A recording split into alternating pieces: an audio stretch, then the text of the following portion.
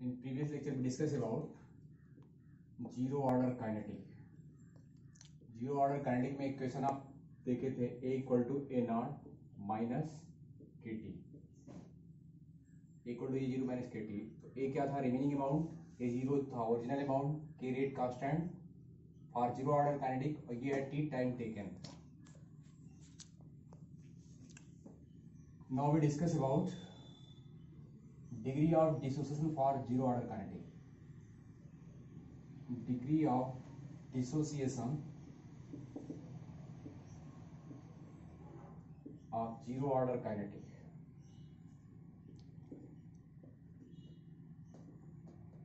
सबसे पहले आप ऑर्डर डिग्री ऑफ डिसोसिएशन क्या होता है, तो आपके पास ये मान लीजिए रिएक्टेंट है और ये प्रोडक्ट है, और इसका original amount t equal to zero पे ये मान लेते हैं ए मोल दिया है, ये रिएक्टेंट है, ये प्रोडक्ट है और ये ए मोल है। तो आफ्टर टाइम t पे, आफ्टर टाइम t, तो यहाँ x अमाउंट डिसोसिएट होगा, तो ये बचेगा a माइनस एक्स और यहाँ से x जाएगा। तो जो अल्फा होता है वो x बाई ए होता है, आप a लिख सकते हैं। यहाँ a को आप कैपिटल ए स्मॉल ए लिख सकते हैं, small a mole x by A. Degree of dissociation equal to होता है डिसोसिएटेड अमाउंट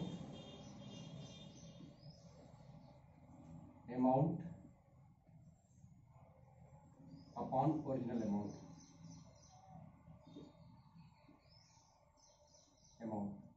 ये अल्फा। तो आप यहाँ अल्फा निकालेंगे x बाई ए, तो ये अल्फा x बाई ए हो गया। अगर आप इस फार्मूले में लिखेंगे तो a की जो वैल्यू आ रही है, a क्या है? रिमेनिंग। इसको स्मॉल लिख लेंगे तो यहाँ भी स्मॉल ले लेंगे, तो रिमेनिंग क्या है? a minus x. इसे अगर इस फार्मूले में रखेंगे रिमेनिंग, तो a माइनस एक्स, ये आपका ओरिजिनल है, ओरिजिनल क्या है? a मोल माइनस के टी। ये आपका क्या हो जाएगा? कट जाएगा, x की वैल्यू जो आएगी वो के टी आ जाएगा। और अगर x की वैल्यू आप यहां रख देंगे तो अल्फा इक्वल टू के t by a. Important question, ये degree of dissociation for zero order kinetic है, तो ये DOD for zero order kinetic. तो ये डिग्री ऑफ डिसोसिएशन जो आ रहा है वो जीरो ऑर्डर काइनेटिक के आ रहा है।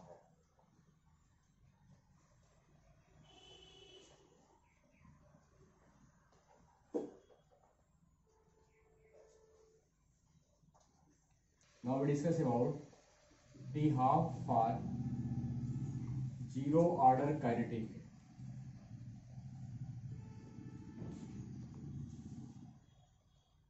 जीरो ऑर्डर काइनेटिक, तो जीरो ऑर्डर काइनेटिक के लिए टी हाफ। तो सबसे पहले आप डिफाइन करेंगे टी हाफ क्या है। तो टी हाफ क्या है? Time taken to dissociate half amount of the original.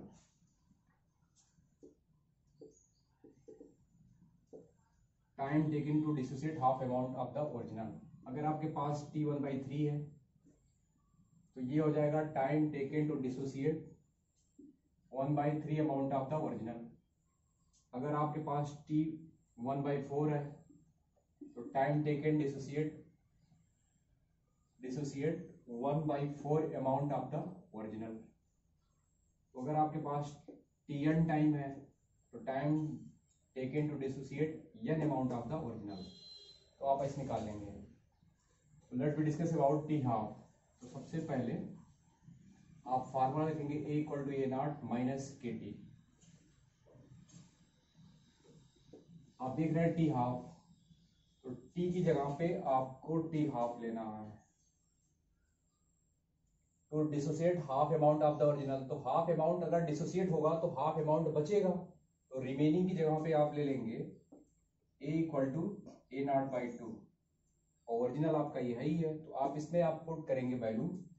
तो a की जगह पे ए नॉट बाई टू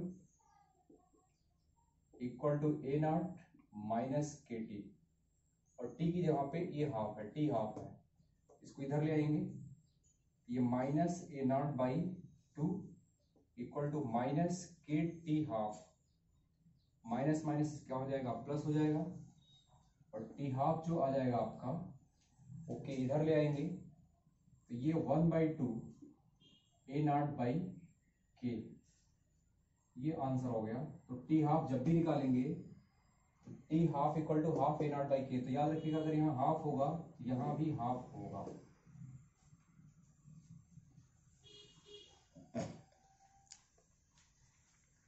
दूसरा करते हैं, T1/3 निकालते हैं। तो T1/3 का मतलब 1/3 जा चुका है, तो अगर आपके पास ये ओरिजिनल अमाउंट था और 1/3 जा चुका है, तो रिमेनिंग क्या हुआ, ए नॉट बाई 3 जा चुका है, तो बच कितना रहा है, तो ये आपका बच रहा है 2/3 ए नॉट बच रहा है, ये रिमेनिंग हुआ, वैल्यू पुट करेंगे, a equal to A naught minus के टी, तो टी की जगह पे आपको 1/3 लेना है, रिमेनिंग क्या है 2/3 ए नॉट है माइनस के टी 1/3, तो इसको आप यहाँ लाएंगे, ये 2/3 है इधर आएगा, तो ये 2/3 a naught minus A naught equal to के टी 1/3, यहाँ 2 माइनस होगा तो ये 1/3 ए नॉट माइनस साइन के साथ इक्वल टू, ये माइनस ही है, माइनस के टी 1/3, तो माइनस माइनस क्या हो जाएगा, प्लस हो जाएगा, ओके इधर ले आएंगे, तो जो आपका आएगा टी 1/3 वो आ गया 1/3 ए नॉट बाई के। ये बहुत इंपॉर्टेंट ट्रिक भी आ गई, अगर यहाँ 1/3 है तो यहाँ जो टाइम यहाँ होगा वही यहाँ होगा, इस तरीके से आप सॉल्व करेंगे।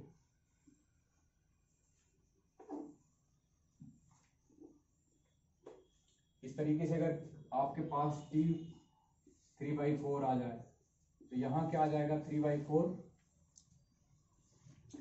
ए नॉट बाई के, यही आएगा, जो यहाँ होगा यही वो यहाँ होगा।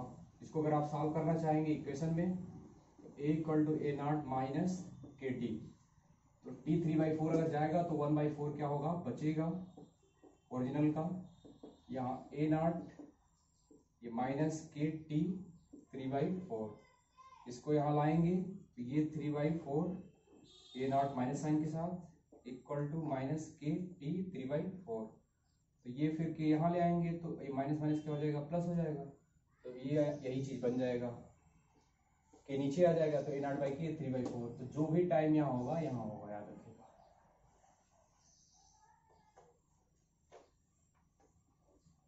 अगर आपके पास मान लीजिए टी 100% का दिया जाए, टी 100%, तो इसका मतलब 100/100 ए नॉट बाई के, ये कट जाएगा, तो ए नॉट बाई के यहाँ आ जाएगा, तो 100 मतलब 100, तो ये टी जो आएगा ये टी 100% वो ए नॉट बाई के आएगा,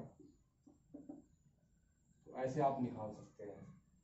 तो ये हो गया T half for zero order kinetic, और आप ये जीरो ऑर्डर काइनेटिक समाप्त हो रहा है। Now we discuss about first order kinetic.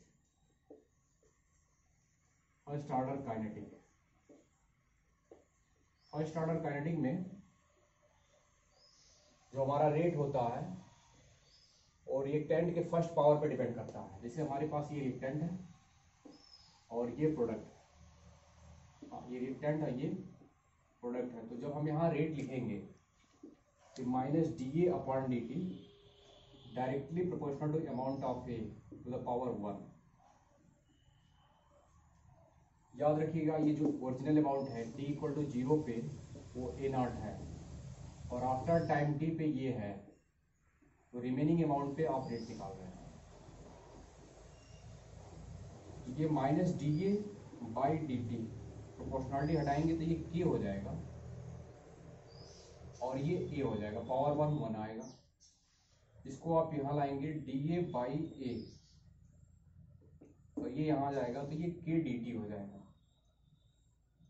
एक फार्मूला होता है dx by x equal to log X होता है,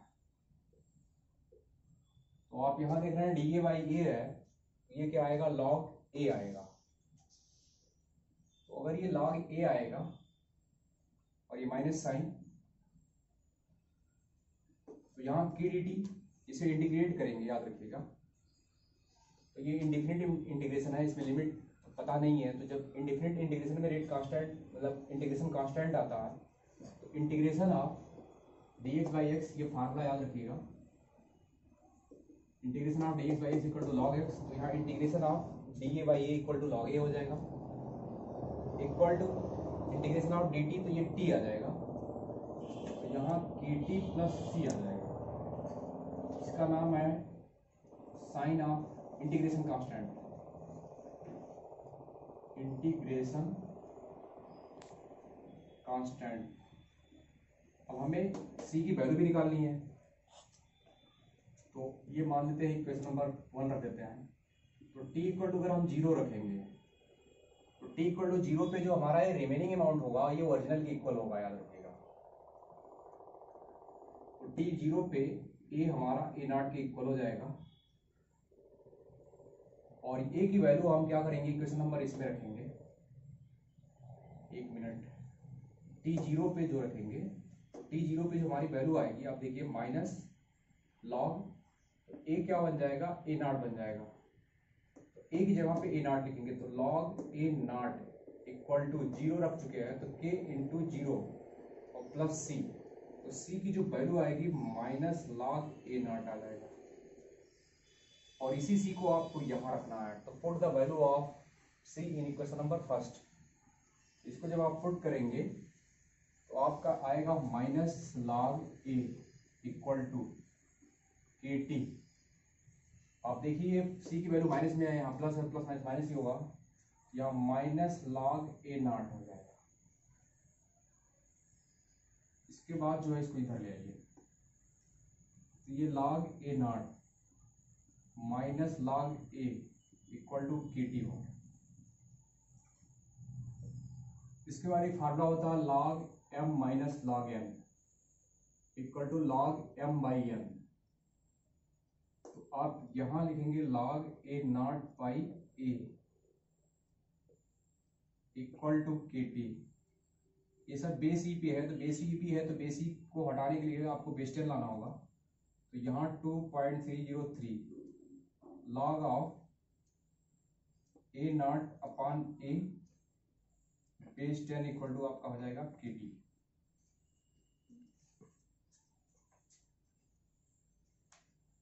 और यहां से आपके यहां ले आएंगे तो टाइम आपका निकल जाएगा। तो 2.303 by T log of A naught by A equal to K, ये फार्मूला आ गया। तो आप इसको ऐसे भी लिख सकते हैं, के आ गया, तो ये आ गया रेट कांस्टेंट के, rate constant for first order kinetic. इसके बाद जो आपका ए नॉट है, ये ओरिजिनल अमाउंट है,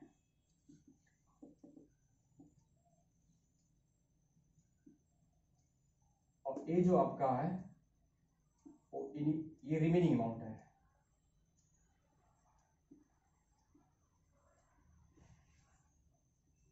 यहाँ इनिशियल भी लिख सकते हैं।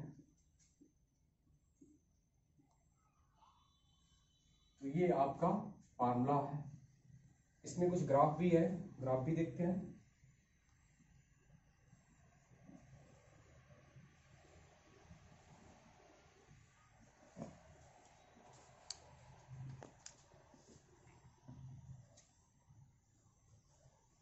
साथ कंसंट्रेशन के साथ आप ग्राफ खींचेंगे, तो अगर यहाँ जो है रेट ले लिया जाए और यहाँ कंसंट्रेशन ले लिया जाए, तो ये y इक्वल टू mx को फॉलो कर रहा है, और y इक्वल टू mx को फॉलो कर रहा है। तो अगर a क्या होगा, बढ़ेगा, तो रेट क्या होगा, बढ़ेगा। तो इसका ग्राफ किया जाता है रेट और कंसंट्रेशन का, इसका minus D a by d T directly proportional to a का। मतलब रिएक्टेंट बढ़ाएंगे तो रेट बढ़ेगा।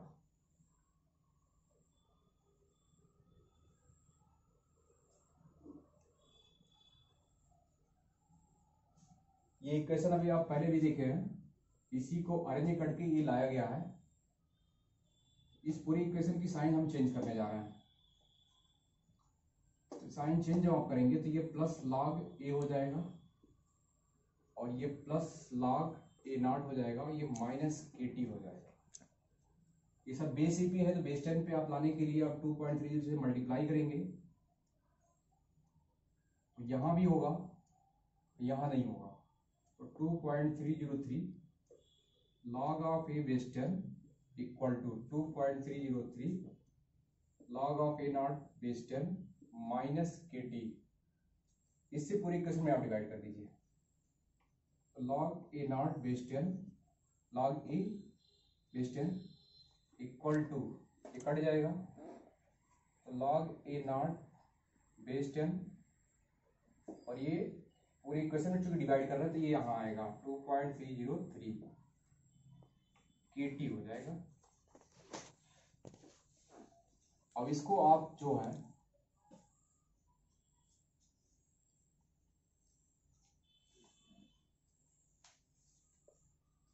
इसको आप ग्राफिकल वे में आप रिप्रेजेंट करेंगे इस इक्वेशन को। ये फर्स्ट ऑर्डर की काइनेटिक ही है। इसमें अगर y एक्सिस आप दिखाएंगे y equal to m x plus c से अगर कंपेयर करेंगे तो यहाँ जो y है वो log a है बेस 10 और ये जो आपका जा रहा है ये इंटरसेप्ट है c log a not base 10 और जो टाइम है आपका वो x एक्सिस पे जाएगा और जो बाकी क्वांटिटी है वो स्लोप है यम इक्वल टू माइनस 1/2.303 के है। अब इसको अगर आप ग्राफ पे रिप्रेजेंट करेंगे,